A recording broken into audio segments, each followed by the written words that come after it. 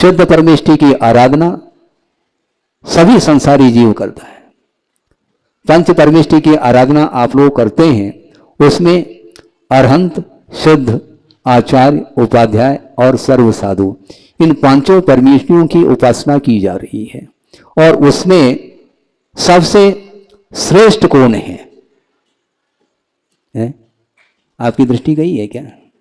नमोकार मंत्र का जाप आप लोग प्रतिदिन करते हो और उसने सर्वप्रथम नमो अरहंतानम ऐसा कहा है। तो इन पांच परमेष्टियों में अरहंत परमेष्टि सर्वश्रेष्ठ है क्या, यह प्रश्न उठता है।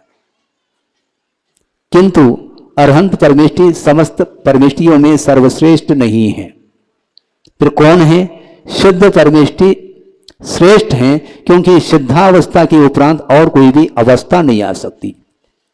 अरहंत परमेष्टि वो हम और आपके लिए आराध्य हैं, किंतु वे स्वयं भी आराधक हैं, क्योंकि वे आराध्य हम और आपके लिए, किंतु उनसे भी कोई श्रेष्ठ अवस्था है।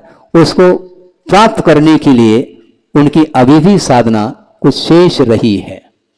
मोहनी कर्म के अभाव के फलस्वरूप केवल ज्ञान उत्पन्न होता है, और केवल ज्ञान को लेकर के जो शरीर के साथ जिनका जीवन चलता है उनको अरहंत परमेष्टि की संज्ञा प्राप्त है, जिसको सकल परमात्मा बोलते हैं। कल का अर्थ होता है शरीर, और शरीर से युक्त जो आत्मा होती है, परमात्मा होती है, उसका नाम सकल परमात्मा। क्योंकि केवली भगवान केवल ज्ञान के द्वारा समस्त संसार को जान रहे हैं, देख रहे हैं, किंतु उनका वह जीवन अभी भी शरीर के अधीन है, शरीर से मुक्त नहीं हुए, वो स्वतंत्र नहीं है, ये ध्यान रखें। वो भी परतंत्रता का अनुभव करते हैं। तो महाराज वो भी हम और आप जैसे हैं क्या? आप जैसे तो नहीं है। मोहनी कर्म के अधीन तो उनका जीवन नहीं चल रहा है।